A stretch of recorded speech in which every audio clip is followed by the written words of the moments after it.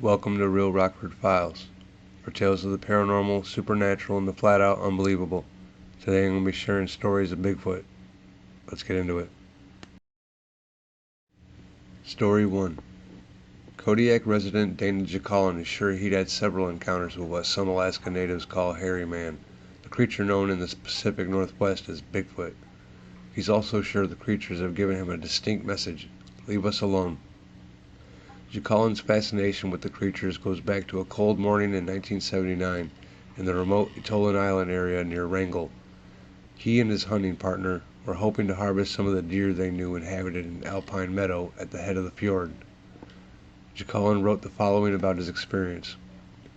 The deer we were hunting were at an elevation of about 700 feet. We arrived in the inlet just before dark in the late fall. My partner did not trust the anchorage or the weather, so he opted to stay on the boat, while I climbed up to where we knew the deer would be spending the night. I found a bench and folded myself up in a large piece of visqueen in my sleeping bag on a small outcropping about 8 feet above a well-worn trail. My friend was to meet me at this spot before dawn the next morning, and we knew we would bag some deer easily in the nearby meadow just after it got light enough to see. We had seen deer here several times, but had never taken advantage of the fact. Just before I went to sleep, I remember seeing the mast light on the boat in the inlet and imagining the boom hung with our limit of deer. I was awakened before dawn. Around 1 o'clock, my sleeping bag was jerked out from under me. Instantly, like the magician does with the tablecloth and the glass, I awoke in the moment it happened, curled into a fetal position and freezing my fanny. I laid there for a few seconds, trying to figure out what had happened. I figured something had either happened to the boat, or my pal had somehow spotted a trove of fat deer. I sat up and pulled on my boots, looking for my mate to explain what was going on. I was still not fully awake, but for fear of scaring the deer, I refrained from calling to my friend. It had snowed almost an inch since I went to sleep, and peering over the ledge, I could see people tracks in the snow leading up the hill toward the meadow. I grabbed my rifle and slogged down the trail, peering at the ground in the dark, and wondering how and why my somewhat elderly companion had chosen that unusual method of rousing me from the sack. I was stepping in the footprints in the snow. They were dark and easy to see, and was starting to think my partner had not been the one to zip my bag out from under me. Then realization struck me, and I was gripped with fear. The tracks I was so carefully stepping in were not human. They were the imprints of bare feet, but almost twice the size of my own size 10 boots. This is not real, I thought. I could hear nothing except the snowflakes falling gently to the ground. Every hair on my body was erect, sensing the air for the obvious logical solution. I cannot shoot anything, I told myself. This is a very carefully planned prank, and all I need to do is lose my control and end up hurting someone. I double-checked the safety on the rifle and determined that this joke was going to be on them. Cool as a cucumber, I walked another few steps up the hill where I would be able to see the crest of the rise on my own. There was a large hemlock tree here, and I decided to climb it and wait out the pranksters who were trying to scare me out of my wits.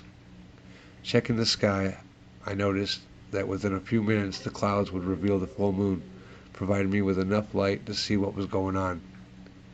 I took a few more steps, marveling at the perfection that these guys had achieved with the footprints. Then I knew it was no joke. I felt an unmistakable sense of warning, as clearly as if someone had spoken. It wasn't logic, it wasn't fear, it was communication. I stopped and looked up. 15 feet away, one hand on his hip, the other gripping a branch of the hemlock that was just above my head, was the biggest, hairiest guy on 2 legs I ever want to see. Without thinking, I started to thumb the safety off. He turned his head to stare at me straight in the eyes. His teeth were showing, but it was not a snarl or a grin. I want to say it was a knowing smile. I knew I could place a killing shot, but I also knew it would be wrong, even criminal. He was saying to me with all the power of the spirit, "Leave me alone." It was as if more than one voice was speaking to me. It was a collective consciousness whispering with the same longing voice, "Leave me alone." One instant he was there, the next he turned and fled silently into the woods. At first I thought that it was a dream, but then I could feel the spirit like a mist in the forest, wanting to be left alone. Jacqueline said he recalled little as he ran and tumbled down the hill to the beach, hollering all the way. His partner, who was waiting on the beach, insisted he made the trip down in half the usual time. After daylight, the two retraced Jacqueline's steps up the hillside. The footprints he had followed earlier measured 17 inches long and 5 or 6 inches wide. The impressions left in the mossy ground convinced them that the creature had weighed 600 to 800 pounds. When they measured from the ground to the hemlock branch the creature had grasped as he turned, they found the distance was 9.5 feet. My messenger was 7.5 to 8 feet tall, Jacqueline said. He said the creature looked very much like the one portrayed in the movie Harry and the Hendersons.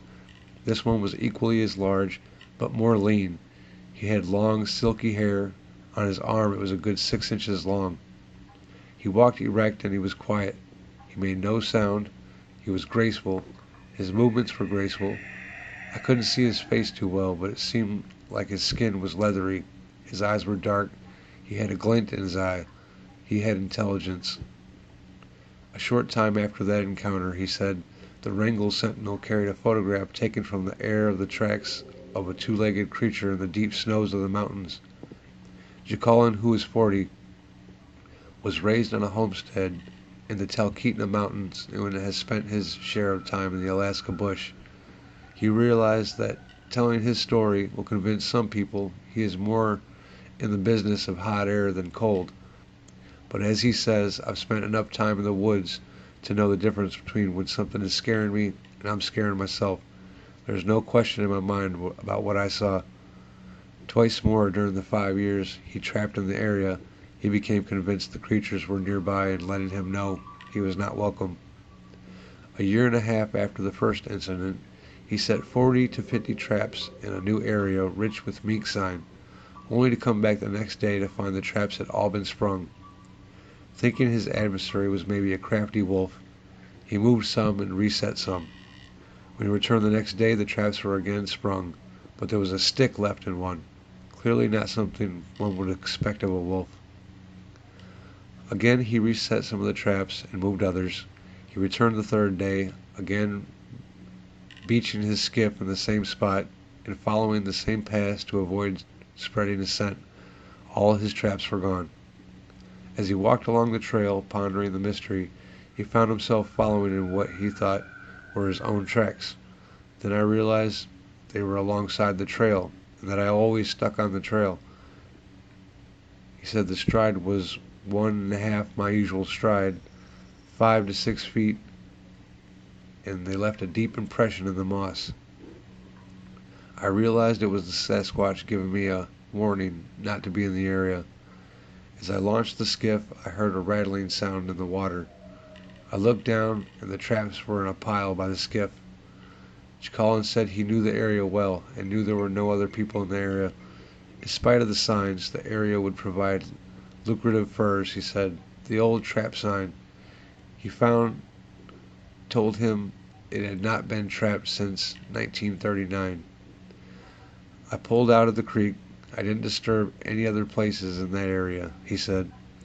Sometime later, in another remote spot in the islands, he was in the process of putting together a cedar shake shed as a place to store his gear. He had felled a hefty cedar and was hand-splitting shakes from it when his dog began acting strangely. Henry wasn't afraid of anything, not even a wolf. Most dogs are terrified of even the smell of a wolf, he said. This time, the usually unruffled dog started to whine and crawled on his belly to the skiff. He climbed into the skiff without permission, something he had been trained never to do, and hunkered down under a seat. Jacqueline at first dragged him out, but the dog continued to act terrified. That made me think, so I took a rifle and I walked in a 100-foot circle. Then I stopped. I knew I wasn't alone in the woods, so I got in the skiff and left. Motoring back later, he found the huge cedar he had been working on had been carried to the bank and dumped in the cove. Without going ashore, he turned the skiff around and left. I didn't want to give any indication that I would go against their will. Before I move on to the next story, I would like to point out that a majority of my viewers aren't subscribed. If you can just take a moment and hit that subscribe button, maybe click like or leave a comment, it'll go a long way in helping me fight the algorithm. You can always take it back later, and it's totally free. Now, back to the stories. Story 2. Our sighting occurred on Thursday night, June 25th, around 11:15 p.m. Earlier in the day, Thursday, I set up a tent at Broken Mirror Campground to hold the place for the weekend and planned on returning Friday. Polecat and I decided to go back that night and got started from Heber, Arizona around 10:30 p.m. We reached the 9140 junction around 11:15 p.m. and turned left on 40. At approximately half a mile, the road turned right just a few degrees, and I sighted a group of trees, mostly ponderosa, and a couple of large white pines, and groups of small saplings limited the vision to the ground. I think we both saw movement at the same time, but I remained silent until she said, "Did you see that?" I said, "Yes, I saw it." I saw a large object, about 5 to 6 feet from a large tree, move directly behind the tree at a distance of 100 yards. The color was a dark brown and did not match the tree it went behind. It appeared to be a solid color with no noticeable feet because the small saplings were blocking the lower part. My headlights were set for pulling a trailer, so they were pointing down more than I liked, so I did not notice a head. It just moved behind the tree in about 2 to 3 seconds in a smooth move and stopped. The width appeared very wide, maybe twice as wide as myself. The height could not be accurately guessed because the lights were set so low. No leg movement, but it was definitely tall and a possible bipedal because I have seen many elk in a similar sighting and never did stop behind a tree and hide. You would see either the tail or the head. This object stopped behind the tree, I would guess at 30 to 36 inch diameter, and nothing was showing on either side of the tree. I stopped and backed up a few feet and turned the truck towards the tree and used the shoulder of the road to raise the lights. We waited about 5 minutes and saw nothing else, so we moved on down the road. Now I wished I would have thought to get out my night vision in 10 MCP spot and tried to use the camcorder, but you know how you think of these things after the fact, and at the time I had no firearm. I really regret I did nothing else, maybe because of the thought of the safety of my girlfriend. I did ask her if she saw any features, and she said she saw what appeared as a head, but no eye shine just before the movement, and the approximate height was 7 feet, so she did see it before I did. She is younger than me and her eyesight's a little bit better, so I'll take her word for it on the 7 feet thing. Story 3. Two friends and I had traveled to the Huachuca Mountains of Cochise County, Arizona for some hiking and camping. We were limited on where we could go that year due to extensive wildfires. Having been blocked from going up Carr Canyon, we drove further down to Miller Canyon, where we were able to get off the beaten path a bit to sleep.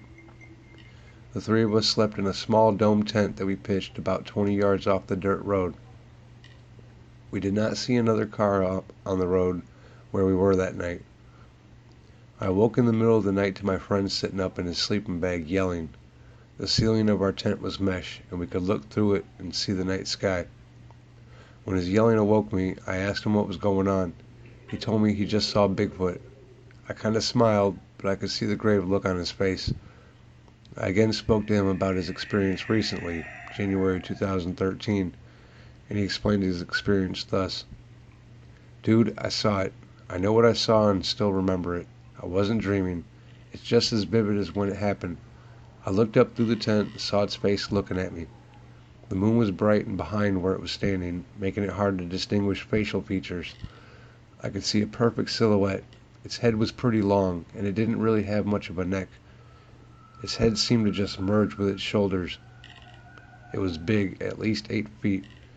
It was standing over the tent, like it was leaning toward and looking through the moon roof setting. I could see what looked like whites of its eyes.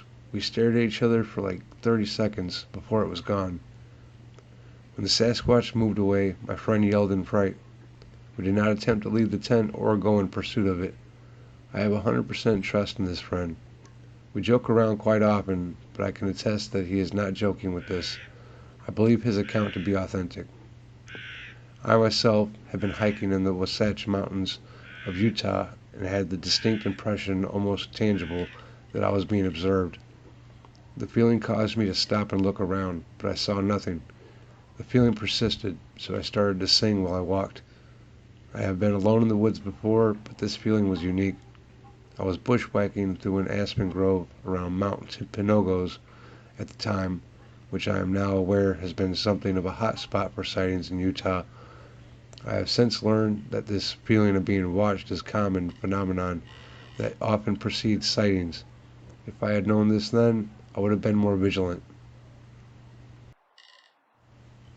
Story 4.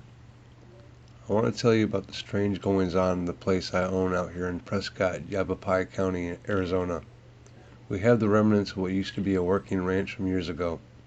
Some livestock left from those days, a few horses, a few Brahma, a couple of goats out there, and a longhorn I won in a bar fight in Mexico, down in Limestone County, Texas. Recently, we have a Bigfoot around. We used to winter horses for people around these parts who were snowbirds, but no more because of the mystery disappearances that happen here. In fact, lots of mysterious things like that happen around the place, especially as fall nears and the weather cools, like September, October, and November. Nothing happens in summer out here. One notable incident was the disappearance of one of my best dogs, part pit bull shepherd mix. He wasn't afraid of anything and was a great watchdog for the lower pasture. He guarded the grazing stock and 2 sheep we used to have, and the goats from local mountain lions and bobcats. Now you may say the dog wandered off, but he was 10 years old and never left sight of the main house. He was a devoted dog. Some have said a bear came in from the forest at night and took him, but my middle son found him exactly 14 feet up in the crotch of a pinyon tree with his neck snapped. No teeth marks found, no bear claw marks, no mountain lion tears, just a broken neck and tossed up into that tree. Or if not tossed, someone must have put the dog's body up in that pinyon, which my son had trouble reaching. We all tried to explain that one. Now on to the sheep. I bartered with a Mexican for a ram and a ewe, and had them down in the grazing pasture along with the stock, horses, goats, and such. We only had them a short while and they disappeared. For a while we thought the previous owner snuck back here loading up the 2 and carried them off, but my wife ran into the fellow in the hardware store in town and talked to him about the disappearances. He came home that day with my wife, and together we went out looking for signs. We found nothing that day, and I don't believe he had anything to do with the sheep disappearance. He told me a far-out story that got me thinking, though, which is why I looked up Bigfoot on the internet. Anyway, he told me of a place up in the Sierra Preta Ponderosa forest where this Yavapai Indian woman ran her small flock of sheep in the company of young cousin, a blue Merle Coulee, and a border collie that kept her flock together at night, fending off attacks by mountain lions and bobcats, sometimes wolverines. This one season, the woman and her cousin were bringing the flock off of a mountain grazing. It was late October and snows were expected. She said she was not feeling well and laid down in a grassy meadow to rest, but woke up when she heard the sheep bleating, her cousin yelling, and the dogs loudly onto something. The woman sheep herder said she got to her feet in time to see her 2 dogs biting at the heels of a big hairy man, Soyoko, as he ambled off, escaping with a big ewe under his arm. The hairy man tried to fend off the biting dogs, kicked the one Coulee dog all to hell. This might be what befell my dog. She called off the dogs and watched the hairy man disappear into the pine trees with his prize. He explained the hairy man to her was what we call Bigfoot or Sasquatch. She only told the story once to an elder, and she won't speak of it any more, but mentioned they come down from the north in winter. Hearing the sheep herder story, putting 2 and 2 together, my sons, the Mexican, and I pretty much decided that we must have a rogue Bigfoot living somewhere near the property. I don't mind that so much, and we don't mind sharing some of the fruit off our trees with them, but stealing a man's stock is another thing. I don't expect to put up with that. After reading up on websites, my boys and I, along with the other dogs, packed a rifle and a scabbard and rode out recently of a morning during Thanksgiving week and covered the whole western stretch of the property line looking for signs. You would laugh. We looked like a posse in a B-Western. We worked the edge of the tree line for about 2 hours looking for a trail. We found one that led into the deep forest, a section none of us had ridden before. We worked the horses through there, into the and around the thick brush. Soon we came to a stream and stopped to gather our bearings and water the horses. Dismounting, I thought I heard someone cough. I asked and nobody heard it but me. My horse jerked up, snorted and became uneasy, sensing something none of us could see. The other mounts followed. All of us were focusing on keeping the horses under control as they danced around bucking, kicking, and snorting. My sons thought mountain lion. I wasn't sure. We stood together there by the stream listening, calming the horses when the dogs started looking towards this thicket of tangled brush. Then the barking started in earnest and they took off. Still we couldn't see anything, but by now we all expected the dogs to tree a mountain lion. We couldn't follow, the brush was too thick, but the dog noise seemed to end about 20 yards into this thick brush and brambles. We kept calling and calling. Finally the dogs returned, and then took off again. Pretty soon the dogs returned with tongues hanging out, breathing heavy. We leashed the dogs up and took them and led the horses back down into the stream. The dogs settled down some, but the horses didn't, and as we were making an effort to saddle up again, that is when it happened.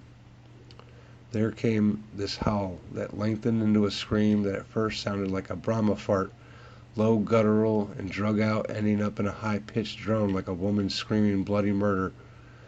My body reacted with a chill and goosebumps, mainly because the scream was coming from very close, somewhere in that thicket of the brambles where the dogs had been. The scream was so long and kind of drowned out, the kind of noise that gets your attention real fast. The Mexican yelled, "Soyoko!" Bigfoot, as he pulled out the rifle of the scabbard. By now the horses were almost impossible to control. Then it got quiet. Not a sound, no birds, no crickets, no nothing. Everything was very still except for the horses. The dogs were by now cowering between my legs, their ears pricked toward the thicket. Then in the distance we heard another scream. It must have come from across the next valley. Now we're figuring there's about to be 2 of these Bigfoot, and I felt fear for the first time. The dogs started whining. My grown boys hurriedly saddled up. We followed and took off down the trail, heading at a full gallop all the way home a good hour later. I never heard nothing like that before, and I've heard plenty of coyotes, plenty of wolves and elks bugle, but never nothing like that before. And it wasn't a mountain lion scream. It was 4 times as powerful. If that was a warning from Bigfoot, we got the message. Don't forget to subscribe for more stories. Hope you enjoyed.